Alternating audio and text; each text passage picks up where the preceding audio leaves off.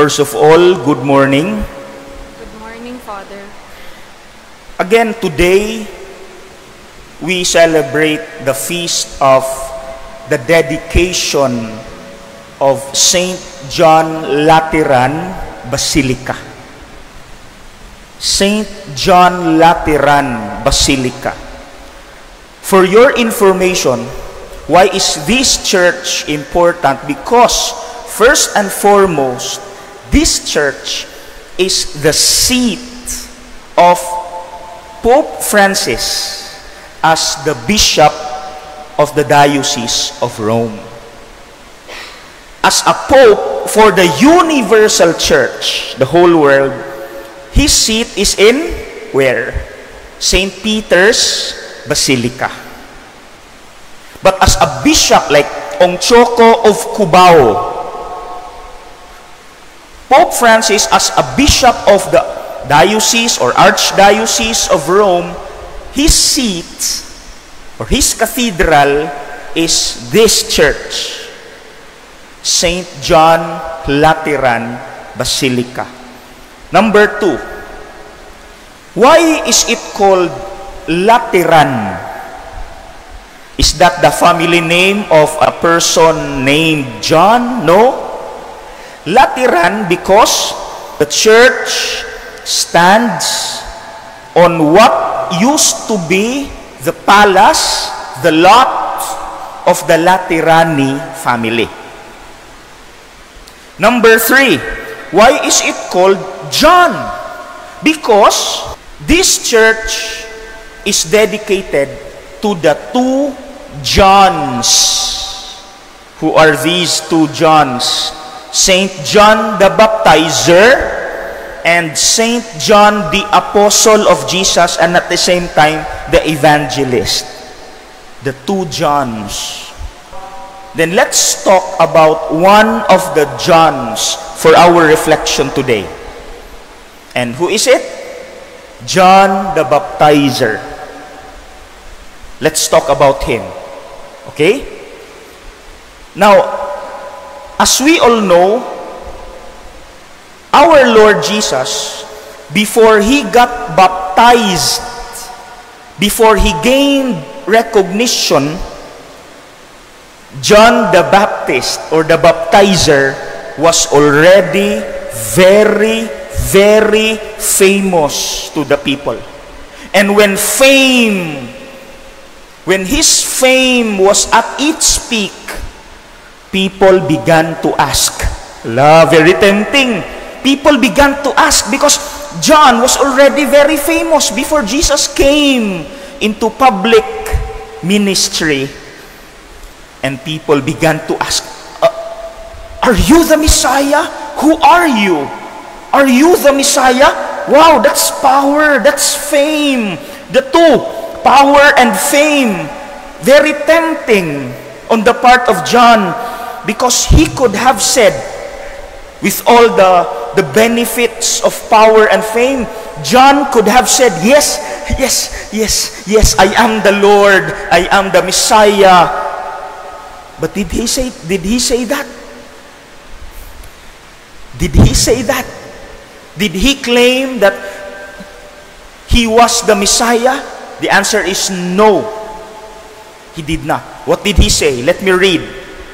Very touching. He said, I am not the Christ. After me arrives a man who has been placed ahead of me, because he existed before me. I am not even worthy to loosen the straps of his sandals. He is greater than I. Wow, that is humility. Capital letters, bold letters. Humility. My dear brothers and sisters, let's talk about that. Because we are talking about power and fame. Let me ask everyone, including those in live right now, how many of us abuse these two?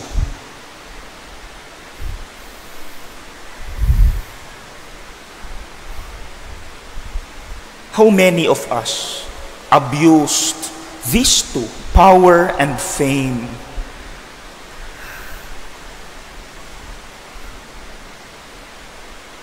Now remember, always remember the Last Supper.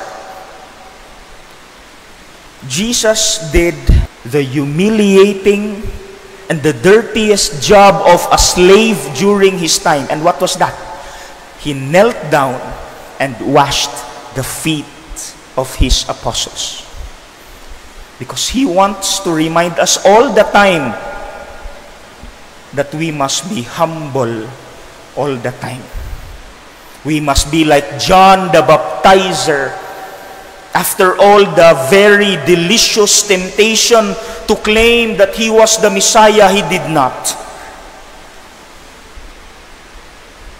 My dear brothers and sisters, can we also do the same? Sana, the more we go to church and pray, the more we become who we eat during communion. Let me ask you, before I proceed, have we become who we eat? We go to church every day, am I right? The challenge is the more we go to church and pray, the more we become who we eat. We must be who we eat. In other words, if this is humble, then we must also be humble. Now, I know, humility is not meant to be preached on. It must be lived on quietly. But let me just suggest 5. I've written here 5 ways on how to be humble. I hope this helps. Okay? Number 1, do not forget this. Anyway, you can review the video, the live. First is, always thank God and all those who have helped you become who you are right now. You are who you are because of them and not because of your efforts alone. To be thankful is humility. To be thankful is to be humble. People who do not say thank you are arrogant, boastful, proud people. So number 1, learn to say thank you all the time to God and to those who have helped you become who you are. That's number 1. Number 2, learn to forgive. To forgive is also a sign of humility. Because in the first place, who are we to condemn? Who are we to condemn? Number 3, know how to say sorry. Admit that we are weak and limited. We are sinful. Every time we sin to another person, against another person, let us learn to say sorry immediately. Do not let pride and arrogance choke you. Say sorry. To say sorry is another sign of humility. Number 4, be generous. Generous people are humble people. You give, you share what you have with others, especially our less fortunate brothers and sisters, because God gave you what you have. Everything we have comes from God. All is a gift. Everything is a gift from God. So let us learn to share and be generous. Okay, that's number 4. And number 5, pray. I've seen a picture and I've read a quote which says, devils have no knees because they cannot bend their knees because they do not pray. Those who pray are humble people. When you start bending your knees, unless you have arthritis, sorry for those who have arthritis and could not kneel anymore, you are exempted. You are exempted. Do not worry. What I'm trying to say is, a person who prays, whether you kneel or not, you pray, it means you are humble because you acknowledge that there is someone greater than you. You are not the boss. You are not the Lord. There is someone up there who is greater than you. That is humility. So I hope you won't forget the 5. Let me repeat before I end.